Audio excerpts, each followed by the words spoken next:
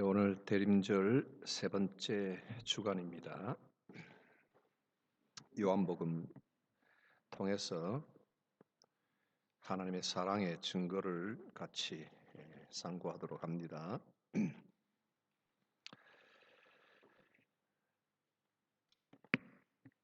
우리가 지난 두 주간 통해서 하나님께서 예수 그리스도를 사랑하신 그 사랑과 똑같이 우리들을 사랑하신다 하는 것을 생각했습니다.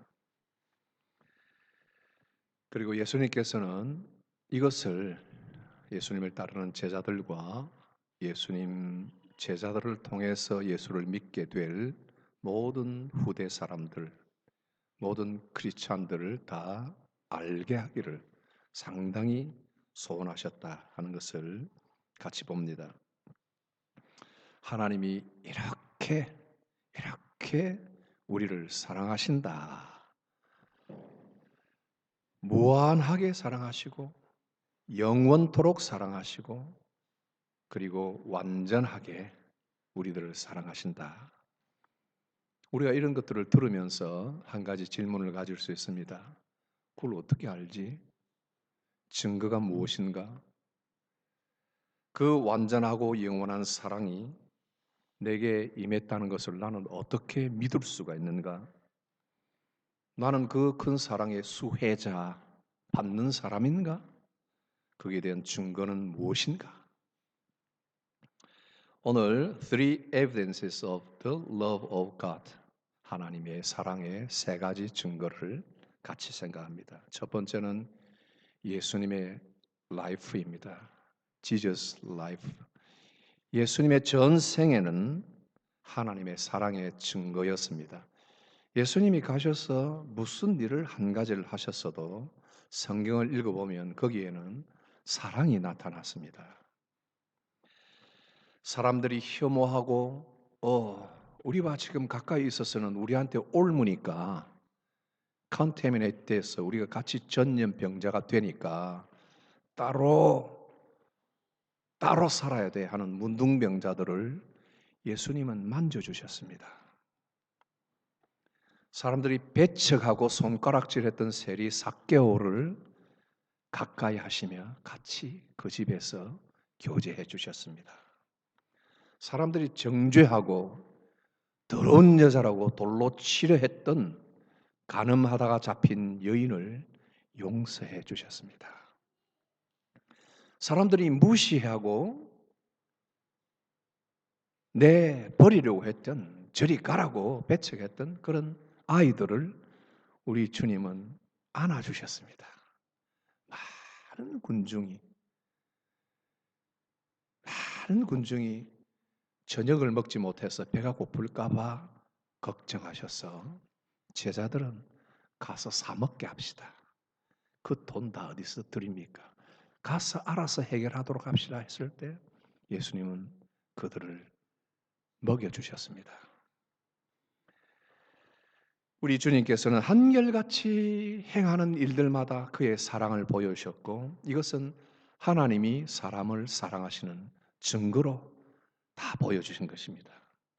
예수님은 사랑하여 고쳐주시고 함께 하시고 용서해 주시고 안아주시고 공급해 주셨습니다. 우리들은 사랑을 꽤 가려서 합니다. 사랑하다가 한계점에 부딪히면 중지하고 사랑하다가 마음이 변해서 포기해 버리곤 합니다. 하지만 예수님은 이 사랑을 베푸실 때 요한복음 13장 1절에 세상에 있는 자기 사람들을 사랑하시되 끝까지 사랑하셨다. 이러니 예수님의 모든 생애가 하나님의 사랑의 증거가 되는 것입니다. 두 번째로는 Jesus himself, 예수님 그 자신이 하나님의 사랑의 증거입니다. 하나님께서 얼마나 그 큰 사랑으로 우리를 얼마만큼 사랑하신다는 것은 바로 그분이 최상의 선물로서 우리에게 내주신 분이라는 것으로 알게 되는 거예요. Supreme gift로 하나님이 주실 수 있는 최상의 선물로 우리에게 여기 있다. 여기 있다. 예수님을 주신 거예요. 요한복음 3장 16절이 이렇게 이야기합니다. 하나님이 세상을 이처럼 사랑하사 독생자를 주셨으니. 예수님이 이 세상에 오셔서 치유하시고 생명을 주시고 먹을 것을 주시고 친절을 베풀어 주셨습니다. 하지만 그분이 하신 모든 일은 그분 자신보다는 덜 귀하지 않을까요? 어렸을 때 우리들은 종종 어머니에게 무엇인가를 받아내려고 기대하였습니다. 그래서 애교도 부리고 시키는 공부도 열심히 하려고 하고 심부름도 잘하고 어떨 때는 거짓말까지도 하였습니다. 돈이든 선물이든 원하는 것을 우리가 얻어냈을 때 그것으로 기뻐했습니다. 됐어, 아싸. 그렇잖아요. 하지만 철이 들면 부모님이 해주신 그 모든 것 다 합쳐서도 어머니 그 이름 자체만큼 더 큰 사랑이 없다는 것을 깨닫게 됩니다. 이사야 49장 15절 어머니가 어찌 제 젖먹이를 잊겠으며 비록 어찌 제 태에서 낳은 아들을 긍휼히 여기지 않겠느냐. 비록 어머니가 아들을 잊는다 할지라도 나는 너를 잊지 않겠다. 예수 그리스도 그 이름은 임마누엘입니다. 나와 정혼한 여자가 아직 결혼을 하기 전인데 임신을 했어요. 요셉이 큰일 났다 생각하고 이 관계를 끊든지 아기를 지우든지 어떻게 하든지 이걸 덮으려고 했을 때 천사가 나타나서 요셉에게 걱정하지 말아라. 내 결혼한 마리아가 임신한 아기는 성령으로 임신했는데 그 아이를 낳으면 예수 그리스도 예수라 하라. 이는 임마누엘 하나님이 너희와 함께 하신다 하는 이름이다. 임마누엘. 예수 그리스도 그 이름은 임마누엘. 하나님이 영원히 사랑으로 함께 하실 하나님의 사랑의 증거로 예수님을 자신을 보내주신 것입니다. 하나님 사랑의 최고의 증거가 아니겠습니까? 마지막으로 세 번째 하나님의 사랑의 큰 증거는 예수님의 죽음입니다. 예수님은 죽기 위해서 이 세상에 오신 거예요. 성경에서 하나님의 사랑의 증거를 찾아내려고 할 때 우리를 위하신 그리스도의 죽음에 의한 사랑의 구절만큼 더 명백한 증거는 없습니다.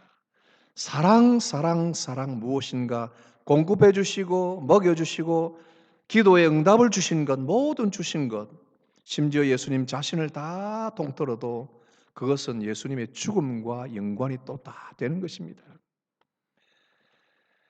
갈라디아서 2장 20절에 내가 그리스도와 함께 십자가에 못 박혔나니 이제는 내가 산 것이 아니요 내 안에 그리스도께서 사신 것이다. 내가 이제 사는 것은 나를 사랑하사 나를 위하여 자기 목숨을 버린 하나님의 아들을 믿는 믿음으로 산다. 나를 사랑하사 나를 위하여 자기 목숨을 버린 아들입니다. 요한일서 4장 10절 하나님이 우리를 사랑하사 우리 죄를 속하기 위하여 화목 제물로 그 아들을 보내셨습니다. 예수님은 죽으러 오신 거예요.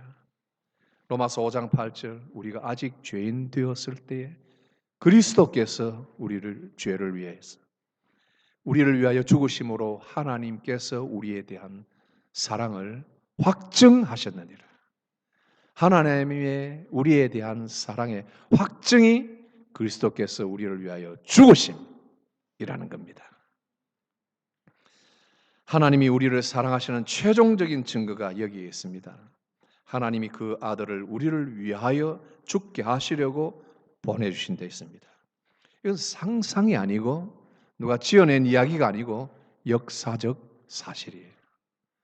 예수님이 죽었을 때 많은 사람들이 목격을 했어요. 목격자 증인들이에요. 그리고 예수님이 죽었으니까 전부 end of story. end of story. 죽었으니까 끝이에요. 죽으면 끝이에요. 끝이잖아요. 누구든지 죽으면 끝이에요. 그러나 안식 후 첫날 예수님의 제자들이 유대 율법에 의해서 안식일 시작되는 시간에는 어떤 일을 못하게 됐어요.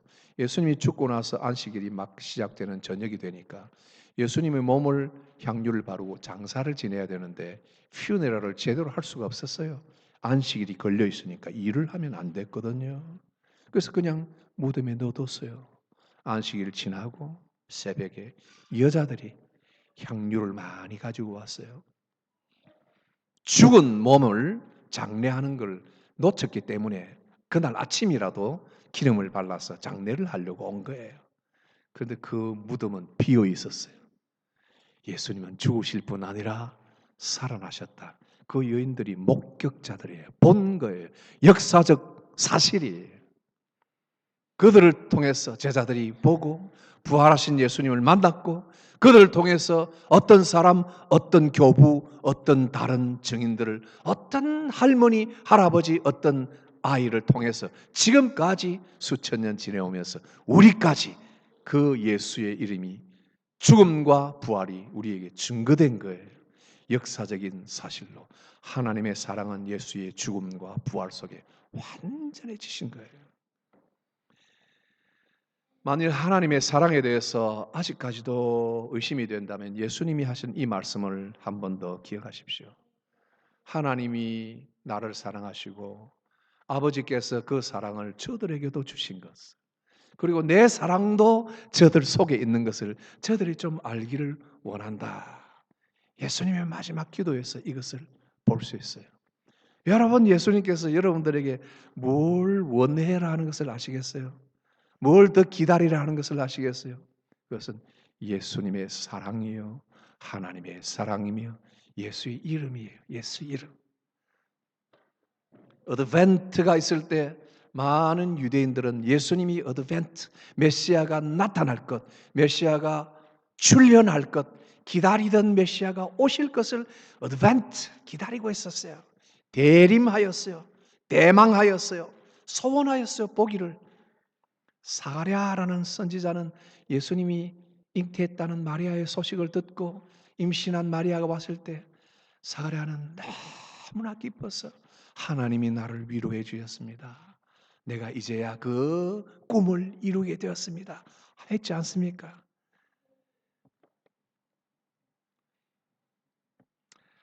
성탄절에 많은 사람들의 대림을 완성시키면서 오셨던 예수님은 이제 성탄절을 해마다 기념하는 우리들에게 어떻게 오실까요?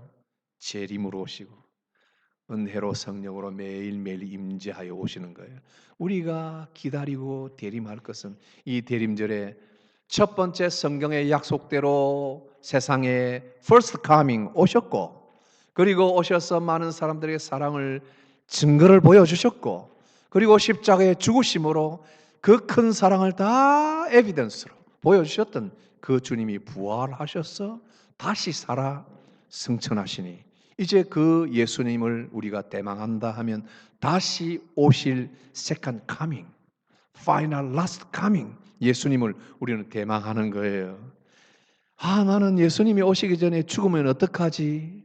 나는 아파서 죽으면 어떡하지? 나는 사고가 나서 죽으면 어떡하지? 내 사랑하는 남편이 내일 죽으면 어떡하지? 우리 사랑하는 아들이 갑자기 죽으면 어떻게 하지? 하지만은 그러나 예수 그리스도를 믿는 사람들은 그 죽음이 개인적 종말이에요. 개인적 종말. 개인적 종말. Personal eschatology. 개인적 종말이에요.